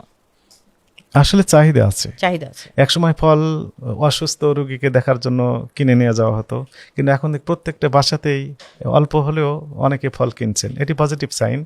এবং এই কারণেই মূলত ফলের ব্যবসাটা একটু বেশি হচ্ছে। ওকে, রাইট। ঠিক আছে। আমাদের আসলে ক্যাপাসিটি বেড়েছে, ক্যাপাসিটি, অ্যাবিলিটি বেড়েছে, ক্রয় ক্ষমতা বেড়েছে, এটি পজিটিভ সাইন। That's good. কারণ ফ্রুটস কিন্তু এক্সপেন্সিভ। রাইট। তো এই ফ্রুটস কিনে যদি আমি ধরা খাই, ধরেন একটা আমের সিজনে আমের কেজি কিন্তু ভালোই দাম থাকে। 4টা আম কিনতে হলেও আমার হয়তো 300-400 টাকার মতন লাগবে। তো ওই ফলটাতে যদি আমি ধরা খাই বা ভেজাল ফলটা খাই, তাহলে এটা কতটুকু আমার জন্য ক্ষতিকারক? না, অনেক ক্ষতি তো, অনেক তাই না? ক্ষতি। রাইট। আমার টাকাও যাচ্ছে সেখানে, আমার নিজেরও হেলথেরও ক্ষতি হচ্ছে। আমি খাচ্ছি ফল হচ্ছে। হেলদি, হ্যাঁ। কিন্তু দিক দিয়ে আমার 12টা বাজায় দিচ্ছে। কনজিউমার নিয়ে আমরা যেহেতু কথা বলছি, এর সাথে আমি আরেকটি পয়েন্ট যোগ করি, সেটি হচ্ছে যে এই সিজনে অনেকেই আছেন যিনারা ঢাকা বা দূর দূরান্ত এলাকায় থাকেন, যিনারা এই অনলাইনে আমের অর্ডার দিয়ে থাকেন অথবা অফলাইনে কিনে কুরিয়ার সার্ভিসের মাধ্যমে নেওয়ার চেষ্টা করেন। এই কুরিয়ার সার্ভিসে অনেক সময় প্রোভাইড করে না যথাসময়, আমগুলো নষ্ট হয়ে যায় অথবা আদৌ তারা পৌঁছায় না। তো সেক্ষেত্রে ইনস্ট্যান্ট যদি এই ভোক্তা অধিদপ্তরে 1611 একটা হটলাইন নাম্বার রয়েছে, একই সাথে www.dncrp.com আমাদের একটা সফটওয়্যার রয়েছে। এই সফটওয়্যার বাসায় বসে থেকে এই স্মার্টফোনের সাহায্যে একটা ক্লিক দিয়েই অভিযোগ দায়ের করার সিস্টেম রয়েছে, এবং অভিযোগ কোন পর্যায়ে রয়েছে, কোন কর্মকর্তা গিয়েছে, তার কন্ট্যাক্ট নাম্বার কি, বিস্তারিত জানার সুযোগ রয়েছে। তো ফলে এই প্রতিকার পাওয়াটা অনেকটা সহজ। জি। তো এখন স্যার অনলাইনে তো অনেক আমরা থাকি এবং অনলাইন থেকে অনেক কিছু আমরা কেনাকাটি করি। জিনিসটা হচ্ছে এখন আর বাজারে গিয়ে মার্কেট করতে আমাদের মেয়েদের অ্যাটলিস্ট ভালো লাগে না, আমরা অনলাইনেই কেনাকাটা করতে বেশি স্বাচ্ছন্দ্য ফিল করি। সো অনলাইনে কেনাকাটার ক্ষেত্রে আমাদের কনজিউমার রাইটস কি বলে, আমরা কি প্রশ্ন করতে পারি? হ্যাঁ, অনলাইন কেনাকাটা তো সুযোগ রয়েছে। অ্যাকচুয়ালি শুধু মেয়েদের না, ছেলেরাও এখন সবাই ব্যস্ত থাকে, অফিস নিয়ে, ব্যবসা বাণিজ্য নিয়ে সবাই মহাব্যস্ত। এমন ছোটোখাটো অসুখ যদি হয়, ডাক্তার দেখানোর সময় পান না অনেকে, এর যেটি আমাদের অবজারভেশন। কেনাকাটার ক্ষেত্রে ওই অফিসে বসে থেকে স্মার্টফোনের সাহায্যে অনলাইনে অর্ডার দিয়ে বসে আছেন, অলরাইট। কিন্তু এক্ষেত্রে আমাদের পরামর্শ থাকবে যে প্রতিষ্ঠান থেকে একজন কনজিউমার অর্ডার দিচ্ছেন, সেই প্রতিষ্ঠানের স্থায়ী ঠিকানা আছে কিনা, এবং তাদের রিভিউ কেমন, কাস্টমার রিভিউটা কেমন, এগুলো ইম্পর্টেন্ট। এগুলো দেখে তারপরে অর্ডার দেওয়া উচিত। অনেক সময় দেখা যাচ্ছে ভুয়া পেজ, ফেসবুক পেজ খুলে দেখা যাচ্ছে যে কিছু টাকা অ্যাডভান্স নিয়ে বসেন, এরপর দেখা যাচ্ছে যে ওই প্রতিষ্ঠানকে আর খুঁজে পাওয়া যায় না। আমাদের কাছে অভিযোগ দেন, তো স্থায়ী ঠিকানা যদি না থাকে, তো ফলে প্রতিকার আমরা তো দিতে পারি না। এই প্রতিষ্ঠানগুলোর বিরুদ্ধে আবার আমাদেরকে কি করতে হয়, আমাদের হেডকোয়ার্টার থেকে সিআইডি, ডিবি পুলিশ, বিভিন্ন গোয়েন্দা বাহিনীর কাছে আমাদের আবার ফরওয়ার্ড করে দিতে হয়। তো যদি কনজিউমার যিনারা আছেন, এনারা যদি একটু আগে থেকে সচেতন হন, তাহলে ওই প্রতারণার আশঙ্কাটা কম থাকে। ওকে, আচ্ছা, অনলাইনে জিনিস আমি ধরেন অর্ডার করছি, করার পর আমি যখন পেলাম প্রোডাক্টটা, তখন দেখলাম যে না, প্রোডাক্টটা ডিফারেন্ট, তখন আমি অ্যাজ আ ভোক্তা আমি কি করব? আপনি যেমনটি বলেছেন, যে একদম চমৎকার একটা উদাহরণ আমি দিয়ে রাখি। আমাদের কাছে অনেকেই এইরকম অনেক রকমের অভিযোগ দেন, বলেন যে এই প্রোডাক্ট পাইনি, আলু পেয়েছি, এরকম কথা আমরা আগে শুনে আসছি। কিন্তু কনজিউমাররা ওই লেভেলের স্মার্টনেস দেখাতে পারেননি এই সকল ক্ষেত্রে, এই কারণে প্রমাণ করতে পারেন না। আচ্ছা, একটা ক্ষেত্রে প্রমাণ পেলে আসলে আলু পেয়েছেন। ওনাকে অর্ডার দেওয়া হয়েছিল মনোহর দিক, সম্ভবত এই পাশের জেলা, ঢাকার পাশের জেলা, এই জেলার নাম কি আমাদের গাজীপুরের পাশে নরসিংদী। নরসিংদীর মনোহরদীর এক ভদ্রলোক, উনি কম্পিউটারের এসএসডি কার্ড অর্ডার দিয়েছেন। তো এসএসডি কার্ড অর্ডার দিয়েছেন, এবং ওই কনজিউমার খুবই স্মার্ট, ডেলিভারি ম্যান আসছে দেওয়ার জন্য, ওনাকে বলছেন যে আপনি ওপেন করবেন, আমি ভিডিও করব। ওই ডেলিভারি ম্যান ওপেন করেছেন, উনি ভিডিও করছেন, দেখা গেল যে সত্যি একটা আলু দিয়েছে, 1 পিস আলু। তো এরপরে ওই কনজিউমার আমাদের কাছে অভিযোগ দিয়েছেন। তো সৌভাগ্যক্রমে এই অভিযোগ আমার কাছে আসছে তদন্ত করার জন্য। ওই পক্ষকে ডাকার পর যেহেতু ভিডিও আছে, ফলে অস্বীকার করার সুযোগ হয়নি। এই প্রতিষ্ঠানকে জরিমানা করা হয়েছে 50,000 টাকা। এবং মুসলেখা দিয়েছেন যে ভবিষ্যতে আর এগুলো করবেন না। তাহলে আমাদের মেসেজটা এরকম যে ডেলিভারি ম্যান যখন এই প্রোডাক্টটি দিতে আসছে তখন কনজিউমারের উচিত হবে যে ডেলিভারি ম্যানের উপস্থিতিতেই এটি আনবক্স করা, যাতে করে ডেলিভারি ম্যানকেও আমরা সাক্ষী রাখতে পারেন। একই সাথে পেমেন্ট সিস্টেম দুই রকমের আছে, একটি হচ্ছে যে প্রি পেমেন্ট, আর একটি হচ্ছে যে ক্যাশ অন ডেলিভারি। যদি অপশন থাকে তাহলে ক্যাশ অন ডেলিভারি দেওয়াই বেটার। যদি প্রোডাক্ট আমার পছন্দ না হয় তাহলে আমি নিলাম না, তাহলে আমার প্রতারণার এখানে আশঙ্কা একদমই জিরো। কিন্তু যদি অনেকে কার্ডে পেমেন্ট দিয়ে দেন তো সেক্ষেত্রে একটা আশঙ্কা থেকেই যায় যে ওই প্রোডাক্টটা সময় মতো দিবে কিনা, অথবা ওই প্রোডাক্টটা দিবে কিনা, ভিন্ন প্রোডাক্ট দিবে কিনা, এরকম একটা আশঙ্কা থাকে। এত কিছু সচেতনতার পরেও যদি প্রতারিত হন তাহলে তো অবশ্যই ভোক্তা অধিদপ্তর তাহলে রয়েছে আপনারা আছেন। প্রতিকার দেওয়ার জন্য। জি, আচ্ছা, অনলাইনে অ্যাডভান্স নেয় অনেক কোম্পানিরা, অ্যাডভান্স নিয়ে তখন প্রোডাক্টটা আর দেয় না, সেই ক্ষেত্রে আমরা কি করতে পারি? আমরা কমপ্লেন করলে আমরা পাবো এটার? হ্যাঁ, আপনি যেমনটি বলেছেন যে ওই প্রতিষ্ঠানে যদি ঠিকানা থাকে, জেনুইন প্রতিষ্ঠান হয়ে থাকে, তাহলে অবশ্যই অভিযোগ দায়ের করলে ভোক্তা অধিদপ্তর থেকে প্রতিকার দেওয়া সম্ভব। টাকাটা ফেরত পাবো না? হ্যাঁ, টাকা ফিরে পাবেন, অবশ্যই রিফান্ড পাবেন, আচ্ছা, রিফান্ড পাবেন। রিফান্ড পাবো। আচ্ছা, অনলাইনের জন্য রিফান্ড আর রিটার্ন পলিসি আছে কিনা? রিফান্ড এবং রিটার্ন পলিসি এটি হচ্ছে ব্যবসায়িক পলিসি। একজন বিজনেসম্যান উনি আসলে রিফান্ড রিটার্ন পলিসি কি করবেন এটা আপস to him or her issue. তবে কাস্টমার যদি দেখেই নেন যে না এখানে রিফান্ড রিটার্ন হয় না, লেখেই যদি দিয়ে থাকেন, উনি ডিক্লারেশন দিয়ে থাকেন আগেই, তাহলে তো কাস্টমার দেখে শুনেই নিচ্ছেন। রাইট। আর যদি লেখা থাকে রিফান্ড রিটার্ন এইরকম পলিসি আছে, সেগুলো যদি কমপ্লাই করছে কিনা এগুলো অবজার্ভ দেখার বিষয়। অনেকে করে, অনেকে ইভেন সেলাররা, অনলাইন সেলাররা বলে যে ক্যাশ অন ডেলিভারি নিয়েছে, পরে প্রোডাক্ট পছন্দ হয় নাই, তখন ফেরত দিতে চায়। ওই যে তা আমরা কি কাস্টমার, ফেরত দিতে পারি কিনা? ওই যে কাস্টমার রিভিউ দেখেই ওই জন্য কনজিউমারের উচিত দেখা, মানে ওই প্রতিষ্ঠান থেকে ক্রয় করা, তাহলে আশঙ্কাটা কম থাকে প্রতারিত হওয়ার। না, আমি ক্যাশ অন ডেলিভারি নিয়েছি, এখন প্রোডাক্টটা আসলো আমার হাতে, সাপোজ আমি একটা জুতাই নিয়েছি, আমার জুতাটা সাইজেও হয়েছে, সবই হয়েছে, আমার পছন্দ হয় নাই, আমি রিটার্ন করতে চাই, আমি কি পারবো? আমার রাইটস আছে? এখন ওদের যে রিটার্ন পলিসি, এই পলিসিতে কি বলে এটা তো আমাকে ওরা দেখতে কি হবে। যা ইচ্ছা তাই পলিসি করতে পারে? এটা আমাদের গভর্নমেন্টের থেকে কোনো পলিসি নাই? এখন আমি বলি, এটি হচ্ছে কোরিয়া সফরে আমরা গেলাম, সেখানে দেখলাম যে 2002 সালে কনজিউমার এই যে ই কমার্স আইন, ই কমার্স অ্যাক্ট তারা তৈরি করছে 2002 সালে। 20 সালে করোনা হয়েছে, তো আমাদের ওই সময় একটা নীতিমালা তৈরি করেছে বাণিজ্য মন্ত্রণালয়। আর বর্তমানে একটা আইন সংশোধনী পর্যায়ে রয়েছে আমাদের আইনটি, এই ভোক্তা অধিকার সংরক্ষণ আইন 2009। এটি সংশোধনী হলে এই বিস্তারিত এই বিষয়ে এখানে থাকবে। এখানে রাইট, ই কমার্স আইন, ই কমার্সটা এটা চলে খুবই আসবে। জরুরি দরকার। আমরা এখন বাজারে চলে যাই, যেখানে আপনাকে সবচেয়ে বেশি দেখা হয়, বাজার। তো বাজারের ক্ষেত্রে মুরগি সবচেয়ে, আমার খুবই সেনসিটিভ একটা পার্ট হচ্ছে মুরগি, কারণ আমার বাচ্চারা মুরগি খুব পছন্দ করে এবং চিকেন আমরা সবাই খাই। তো এই মুরগির বাজারে সবচেয়ে বেশি কারচুপি কোথায় হয়? যদি আমি বলি যে ওজনের একটা বিষয় আছে, ডিজিটাল কারচুপি এখানে হওয়ার আশঙ্কা রয়েছে। এই কনজিউমারদের সচেতন থাকতে হবে যে আসলে ওজনে ঠিকঠাক মতো দেওয়া হচ্ছে কিনা। দেশি মুরগি, সোনালী মুরগি, পাকিস্তানি মুরগি, ব্রয়লার মুরগি, এতগুলা ভাগ, এর মধ্যে আমরা চিনবো কিভাবে কোনটা কি? আসলে চেনা কনজিউমারদের জন্য একটু ডিফিকাল্ট, তবে একটু যদি কমন সেন্স কাজে লাগাই তাহলে কনজিউমাররা প্রতারিত হওয়ার আশঙ্কা কম থাকবে। আমি উত্তরাতেই একটি প্রতিষ্ঠানে ধরেছিলাম, সেখানে এই সোনালী মুরগিটাই বিক্রি করছে দেশি মুরগি বলে, আচ্ছা, একদম সোনালী মুরগি কিন্তু বিক্রি করছে দেশি বলে। এরপরে আমরা যেটি দেখি যে কালার বার্ড, সেগুলো বিক্রি করছে সোনালী বলে। তাহলে বিভিন্ন রকমের প্রতারণা, অর্থাৎ কালার বার্ডটা হচ্ছে ব্রয়লার মুরগিরই একটি রূপান্তর। ব্রয়লার মুরগিটা দেখতে সাদা, কিন্তু কালার মুরগিটা দেখতে সাদা নয়, এই সোনালির মতো চেহারা, কিন্তু বাস্তবতা হচ্ছে তারা এই মুরগিগুলো সোনালি নয়, এটা হচ্ছে ব্রয়লার মুরগি।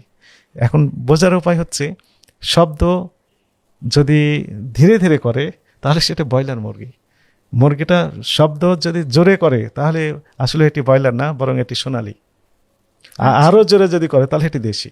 ওয়াও, এটা তো যেতে হবে তাহলে দোকানে, লাইভ মুরগি কিনতে হ্যাঁ, হবে। লাইভ মুরগি কিনতে হবে। জি, আচ্ছা, আপনি তাহলে তো আপনি বলে দিলেন আপনি মুরগি কেনার সময় কিভাবে কিনেন, এই পদ্ধতি নিশ্চয়ই ফলো করেন।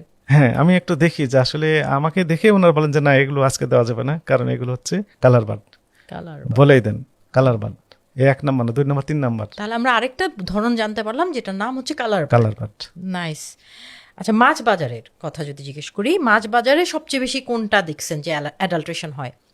মাছ বাজারের ক্ষেত্রে আমরা দেখি যে ওজনে কারচুপির যে বিষয়টি রয়েছে, একই সাথে যে লাইভ ফিশ যেনারা কিনেন ওনারা তো ঠিক আছে অলরাইট, কিন্তু যেনারা বলেন যে মরা মাছ ঠিক সব ঠিকঠাক আছে, বাসায় যে দেখবেন যে পচে গিয়েছে, এরকম একটা বিষয়। দুইটি, একটি হচ্ছে তাহলে যে ওজনে কারচুপি করা, আর একটি হচ্ছে যে পচা মাছ অনেক সময় বিক্রি করে দেয় আমরা জেনে তো শুনেই। চিনি না মাছ, রাইট। ঠিক না? তো মাছের আর আরেকটি বিষয় আছে যে অনেক সময় বলা হয় যে নদীর মাছ, নদীর মাছ। তো নদীর মাছ অলরাইট, নদীর মাছের দাম একটু বেশি হবে, কিন্তু অনেক সময় চাষ করা মাছ অনেক ব্যবসায়ী সবাই করেন এটি না, কেউ কেউ করেন কি নদীতে 1 সপ্তাহ যাবৎ ঘেরাও করে রেখে দেন, দেওয়ার পর কি হলে স্রোতের কারণে ওই মাছের টেস্ট, কালার সবকিছু একটু পরিবর্তন হয়ে যায়, এরপর নিয়ে এসে বলে যে নদীর মাছ। কথাটা আংশিক সত্য। ব্রেইন আছে ভালো, রাইট। আমাদেরই ব্রেইন কম। Okay. আচ্ছা, মাছে যে ফরমালিন দেওয়ার ব্যাপারটা, এটা কিভাবে ধরা পড়ে? ফরমালিন আছে এটি কিনা? ফরমালিন কিট রয়েছে এবং ফরমালিন যে টেস্টের উপায় রয়েছে, তো সেটি মৎস্য অধিদপ্তর ওনারা মাঝে মধ্যেই অভিযানগুলো পরিচালনা করে থাকেন। তো আমরা কনজিউমার বুঝবো কিভাবে ফরমালিন আছে নাকি না?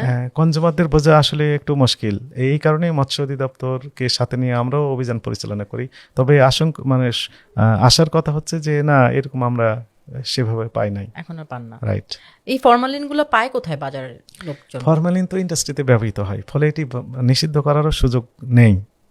এটি খুব কঠোরতার সাথে লাইসেন্সিং অথরিটি যেনারা রয়েছেন, কঠোরতার সাথে মনিটরিংয়ের মাধ্যমেই মূলত এগুলো দেওয়া হয় ইন্ডাস্ট্রিতে ব্যবহারের জন্য।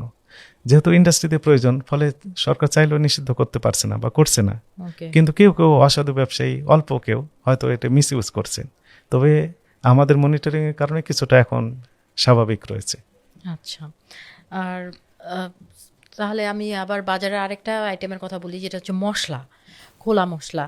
তো মশলায় বলা হয় যে ইটের গুঁড়া দেয়, কালার দেয়, এগুলো কি আপনারা রেগুলারলি পান?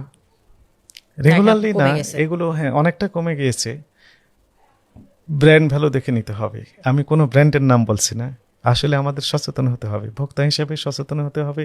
সম্মানিত ভোক্তা যিনারা আছেন, এনারা হয়তো যখন দেখবেন আমাকে হয়তো দোষারোপ করতে পারেন, যে আমি নিজেই একটা এক্সাম্পল যদি দিই তাহলে বুঝতে পারবেন। আমার ওই ছেলেটাকে নিয়ে বাসার পাশে কলমের দোকান, বড়টাই বলে কলম কিনতে হবে, 6টা কলম এক বক্সে থাকে, 30 টাকা 35 টাকা এরকম দাম। তো নিলাম, ছোটটাই বলে যে আমারও এক সেট কলম লাগবে, তাকেও দিয়েছি, জাস্ট আমি টাকা দিয়েছি। বাসায় এসে দেখি ছোটটার একটা কলম কম, 5টা কলম আছে ওই বক্সে। আমার নিজের ঘটনা এটি। এখন আমি বলি আব্বু যাও, যে ওই দোকানদারকে বললেই চিনে যেহেতু 6টা দিয়ে দিবে, আরেকটা দিয়ে দিবে। এখন ছেলে বলে যে আমরা তো ওইখানে দেখে নেওয়া উচিত ছিল, দেখে নিলে যদি 5টা থাকতো সঙ্গে সঙ্গে দিয়ে দিত, সরিও বলতো দোকানদার এবং আরেকটা দিয়ে দিত। কিন্তু আমরা যদি বাসায় এসে ওপেন করে দেখি যে আসলে একটা কম, এখন বলতো ঠিক হবে না। আমি বললাম যে 100% রাইট। এই প্রত্যেকটা ক্ষেত্রে এই সেন্স যদি আমরা কাজে লাগাই তাহলে আমরা প্রতারণার শিকার কম হব। অবশ্যই নিজে সচেতন থাকতে হবে, যে ও Right. বুঝে জিনিসটা, যে আমি ওখানে আমার তো এটা নিজের দায়িত্ব ছিল। আমি নিজে টাকা দিয়ে কিনতেছি, আমি একটা কি কিনতেছি এটা না দেখে আমি নিয়ে বাসায় আসলাম। বাসায় এসে ঠিক দেখলাম, তো ওইখানে যদি দেখতাম তাহলে আমি ওখানে চ্যালেঞ্জ করে দিতে পারতাম যে দেখেন 5টা আছে। Right. উনি সরিও বলতেন এবং আরেকটি কলম আমাকে দিয়ে দিতেন। ঠিক বলছে। তো আমরা তাহলে কি আমরা বলতে পারি যে আমরা ব্র্যান্ডের যে মশলাগুলো আছে Right. সেগুলা দেখে শুনে নিতে দেখে হবে। শুনে নেওয়াটা বেটার, কারণ ওরা অ্যাটলিস্ট এগুলা মেনটেন করে কোয়ালিটিটা। Right, হ্যাঁ। আপনারা পান ব্র্যান্ডের ফ্যাক্টরিতে গিয়ে ভালো পান সবকিছু? হ্যাঁ, ব্র্যান্ডেড ফ্যাক্টরিগুলোতে ভালো পাওয়া যায়। তাছাড়া একই সাথে বিএসটিআই মাঝে মাঝে ওনারা স্যাম্পল কালেক্ট করে টেস্ট করেন, করে দু একবার একটু সমস্যা পাওয়া গিয়েছে, সাবস্ট্যান্ডার্ড বিলো স্ট্যান্ডার্ড পাওয়া গিয়েছে। মহামান্য হাইকোর্টের নির্দেশনা দিয়েছিল যেগুলো উঠে নিতে হবে, সঙ্গে সঙ্গে আমরা ঝাঁপিয়ে পড়লাম এবং অল্প সময়ের মধ্যে সবগুলো বাজার থেকে উঠে নেওয়া হলো। তো ফলে এই সকল কোম্পানিগুলো অনেক সময় এগুলো সাবস্ট্যান্ডার্ড যদি দিয়েও থাকে, ওনারা খুব সচেতন হয়ে থাকেন যেন এগুলো না যায়, অর্থাৎ কোয়ালিটি সম্পন্ন প্রোডাক্ট যেন সাপ্লাই দেওয়া হয়। জি। লবণের ব্যাপারটা কি তাহলে? লবণে আয়োডিন আছে কিনা এটাকে আমরা বাসায় চেক করতে পারি কিনা? হ্যাঁ, বাসায় চেক করার সুযোগ আছে, তবে লবণে আয়োডিন আছে কিনা বিআইসিসি ওনারা মূলত এই লবণ নিয়ে কাজ করে থাকেন, তাদেরকে নিয়ে আপনারা পান এরকম লবণ? হ্যাঁ, তাদেরকে নিয়ে আমরা মাঝে মধ্যে অভিযান পরিচালনা করে থাকি, এবং ওই ইনস্ট্যান্ট ওইখানে বাজারে গিয়ে লবণ প্যাকেট খুলে পরীক্ষা করে আমরা একবার 17টা আইটেমের 10টাতে আমরা বিলো স্ট্যান্ডার্ড পেয়েছিলাম। হ্যাঁ, এবং তাদের লাইসেন্স বাতিলের জন্য আমরা সুপারিশ করেছিলাম, লাইসেন্স বাতিল করে দিয়েছে কর্তৃপক্ষ।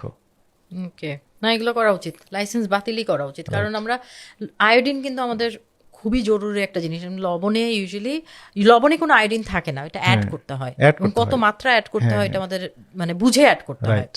রাইট। আচ্ছা, আমি বাজারে যখন শাক সবজি কিনতে যাব, আমি কিভাবে বুঝবো যে আজকের ন্যায্য দাম কোনটা শাকসবজির? আজকে কৃষি বিপণন অধিদপ্তর রয়েছে, তাদের ওয়েবসাইটে প্রতিদিনের যে বাজারের মূল্য তালিকা সেটি আপডেট দেওয়া হয়, সেখানে ক্লিক দিলেও পাওয়া যায়। এছাড়া ভোক্তা অধিদপ্তরের এইখানেও যে কিছু কিছু পণ্যের মূল্য কেমন হতে পারে, যৌক্তিক মূল্য, সেটি আপডেট দেওয়া থাকে। আচ্ছা, দ্যাটস গুড, এটা জানতাম না আমরা। আচ্ছা, ক্যাশ মেমো বা রিসিট যদি না দিতে চায় তাহলে কি করা উচিত? ক্যাশ মেমো দিতে হবে, ঠিক আছে, কিন্তু কেউ যদি না দিতে চায় তাহলে একটা ভিডিও করা যেতে পারে যে ক্যাশ মেমো দিচ্ছেন না কেন, এরকম একটা কনভারসেশন হলো, সেটাও আমরা আমলযোগ্য বলে বিবেচনা করব। ওকে। আচ্ছা, ক্যাশ মেমো রিসিট এগুলা ইম্পর্টেন্ট কেন? আমাদের তো দরকার না, আমরা তো ফেলে দেই, এটা আপনাদের জন্য কেন হ্যাঁ, ইম্পর্টেন্ট? ইম্পর্টেন্ট এই কারণে যে যদি এই প্রোডাক্টটি অথবা সার্ভিসটি নিয়ে ভোক্তার অসন্তুষ্টি থেকে থাকে, ভোক্তার প্রতারণা হওয়ার আশঙ্কা থেকে থাকে, তাহলে যেন উনি প্রতিকার পান, এই জন্য প্রমাণক হিসেবে এই ক্যাশ মেমোটা সংরক্ষণ করা একান্ত প্রয়োজন। আদারওয়াইজ এই ব্যবসায়ী তো বলবেন যে না, তার কাছে আমি এই পণ্য বা সেবা বিক্রি করি নাই। আচ্ছা, ধরেন আমি একটা মিষ্টি দোকানে গিয়ে মিষ্টি খেয়ে আমার শরীর খারাপ হয়ে গেছে, এখন আমি ভোক্তা অধিদপ্তরে কমপ্লেন করব, সিস্টেমটা কি? কমপ্লেন করার সিস্টেম হচ্ছে যে www.dncrp.com, এইখানে ক্লিক দিলেই স্মার্টফোনের সাহায্যে একটা পেজ চলে আসবে, এইখানে বাসায় বসে থেকে অভিযোগ দায়ের করা যাবে, এবং অভিযোগটি কোন কর্মকর্তার কাছে আছেন, কি পর্যায়ে আছেন, কয়টি শুনানি হয়েছে, শুনানির রায়টা কেমন হয়েছে, বিস্তারিত তথ্য জানা যাবে বাসায় বসে থেকেই।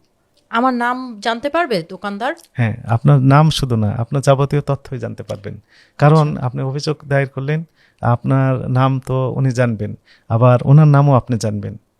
আচ্ছা, তো এখানে আমার সেফটি কে দিবে? সেফটি অ্যান্ড সিকিউরিটি, আপনার বাসা যদি অন্য কেউ দখল করে তো স্বাভাবিকভাবে আপনাকে তো হয় থানায় যেতে হবে অথবা কোর্টে যেতে হবে, তো আপনার সম্পদ রক্ষা করার দায়িত্ব আপনার। কনজুমারদের অধিকার প্রিজার্ভ করার দায়িত্ব হচ্ছে কনজুমারদের। কনজুমার যদি একসাথে হয় তাহলে এই অল্প সংখ্যক প্রতারক তাদের বিরুদ্ধে কিছুই করতে পারবে না। জি।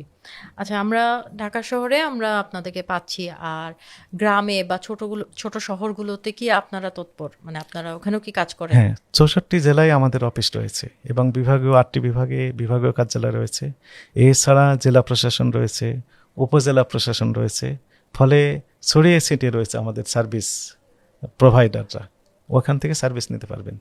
ওকে, তো স্যার আপনার কাছে লাস্ট থট আমার এটাই, আপনার থেকে জানতে চাবো যে আমি অ্যাজ আ কনজিউমার আমি যাতে না ঠকি, এই না ঠকার জন্য আপনি কিছু টিপস দেন আমাদের জন্য। টিপসটা এরকম যে কনজুমারদের সচেতন হতে হবে, কনজুমারদের বিহেভিয়ার একটু পরিবর্তন করতে হবে। কেমন? কোনো অনলাইনে কেনাকাটার ক্ষেত্রে যে প্রতিষ্ঠান থেকে আমি ক্রয় করতে যাচ্ছি সেই প্রতিষ্ঠানটির আদৌ স্থায়ী ঠিকানা আছে কিনা, অনআইটি ভুয়া প্রতিষ্ঠান, এগুলোর কাস্টমার রিভিউ কেমন, অন্য কোনো কাস্টমার প্রতারিত হয়েছে কিনা, আসলে অনলাইনে এগুলো যাচাই বাছাই করে তারপরে ক্রয় করা উচিত। ক্যাশ অন ডেলিভারি নেওয়াই বেটার, অ্যাডভান্স পেমেন্ট দেওয়ার পরিবর্তে যদি সিস্টেম থাকে। ম্যাক্সিমাম ক্ষেত্রে ক্যাশ অন ডেলিভারি দেওয়ার সিস্টেম আছে, অনেকে কার্ডে পেমেন্ট আগেই দিয়ে দেন। আমি পরামর্শ দিব যে আগে পেমেন্ট না দিয়ে ক্যাশ অন ডেলিভারি এই সিস্টেমটা প্রিফার করার জন্য। একই সাথে যখন পণ্যটি গ্রাহকের কাছে, কাস্টমারের কাছে ডেলিভারি দেওয়া হচ্ছে, ডেলিভারি ম্যানকে সাক্ষী রেখে ওপেন করে দেখা উচিত যে আসলে যে প্রোডাক্ট আমি দিয়েছিলাম অর্ডার, সেই প্রোডাক্টটি আমাকে দেওয়া হয়েছে কিনা, যে সাইজ দিয়েছিলাম সেই সাইজ দেওয়া হয়েছে কিনা, অন্যটি দেওয়া হয়েছে। এইগুলো আনবক্স করার সময় ডেলিভারি ম্যানকে সাক্ষী রেখেই করা উচিত, যাতে করে প্রতিকার পাওয়াটা সহজ হয়।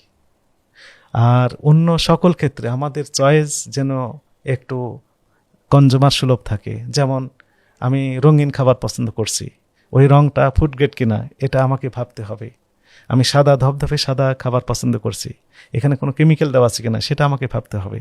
আমি ফুচকার দোকানে যে ফুচকা খাচ্ছি, এই ফুচকাটা কোন পরিবেশে তৈরি করা হয়েছে, যেখানে প্রক্রিয়াকরণ করা হচ্ছে সেটি কি 100% হাইজেন মেনটেন করা হচ্ছে কিনা, এই বিস্তারিত জেনে তারপরে আমাকে কোনো প্রোডাক্ট অথবা সার্ভিস এগুলো গ্রহণ করতে হবে। এরপরও যদি প্রতারিত হন তাহলে জাতীয় ভোক্তা অধিকার সংরক্ষণ অধিদপ্তরে অভিযোগ দায়ের করলে প্রতিকার দেওয়া যাবে ইনশাআল্লাহ। ইনশাআল্লাহ sir, thank you so much. আপনি আসছেন, আমাদের সাথে ছিলেন, অনেক প্রশ্ন করেছি, আরও অনেক প্রশ্ন বাকি রয়ে গেছে। আপনার কাছে অনেক কৃতজ্ঞ, আপনি সময় দিয়েছেন। Thank you. না, থ্যাংক ইউ আপনাকে, এবং আপনার মাধ্যমে কনজুমার যিনারা দেখবেন পরবর্তীতে তাদের সকলের প্রতি আমার মস্ত অবনত শ্রদ্ধা এবং কৃতজ্ঞতা। প্রত্যেকে ভালো থাকবেন।